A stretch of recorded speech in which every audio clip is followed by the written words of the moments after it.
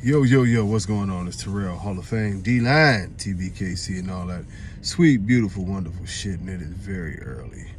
I wanted to discuss this with you guys as I try to get some people caught up, and I don't, trust me, I wish some of you would join the mentorship program because I could give you a lot of information.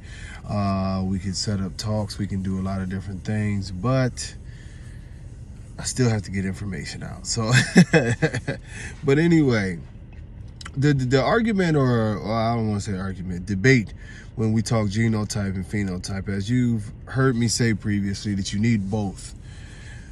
But of course, with people, that's never a good enough answer. So what I will tell you is this: which one is more important? The answer would actually be genotype.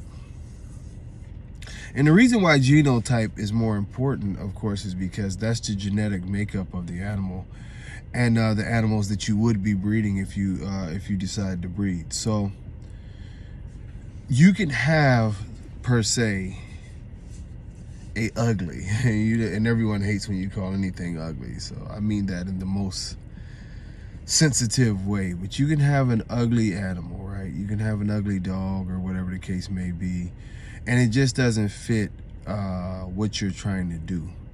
But its genetics is loaded with great dogs. What happens in that situation? Well, throughout the history of the American Bully, and I can tell you this with Rottweilers too, it has been sort of proven, and I'm not talking about things that throw off the conformation really bad.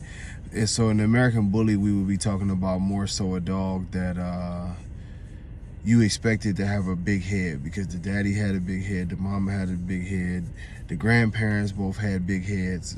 You get my drift. But this dog's head comes out more normal size or smaller, and you're disappointed in that. But say, for instance, he still has pretty good conformation. He just doesn't have the size, the head size that you want, the girth. And you're trying to figure out, like, well, is he worth using? And keep in mind, I keep on saying, dogs that are structurally sound, conformationally sound. So they might not have enough of what you're looking for. They might not be the prettiest dog in the family, but they do have the genotype to produce their parents. So with that being said, if we're talking about this dog lacked what a lot of people in American Bully says breed type, the dog came out thinner than what people wanted it, not as much head.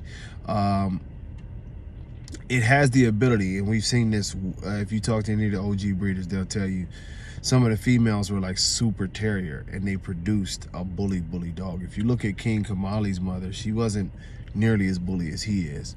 If you look at Paddington didn't have some super bully look, and she produced Cairo. That's because the genetics behind them had the ability to be pulled and make the type of dog that you're looking for. You can always do this with genotype. The problem is that most people expand the rules to fit what they want to, and they think it means correcting flaws.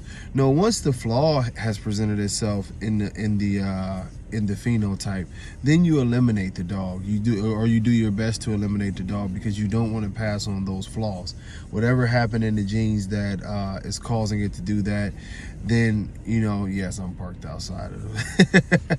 But whatever the genes is that is causing the dog to have that flaw, whatever that flaw is, needs to be eliminated because something has went wrong. When we're talking about the genotype to produce, qualities and traits that we want, we are not talking about taking, oh, he got good feet, so we take him to bad feet. No, that's not what I mean by the genotype. I'm just talking about some of the more basic things that fit inside the realm of the standard as you want to pull from the genotype. And I think I may have said this live, and I confused a couple people, and they asked me, like, well, can the genes override the Easty-Westy feeder? Can the genes override? That's a deeper question that we would probably have to go into, is where did some of these flaws stem from? What is the cause of them? Is it a vitamin deficiency? Is it this? Is it that? Or is it locked into the genetics? And that's a tougher question that we'll have to have at a different time.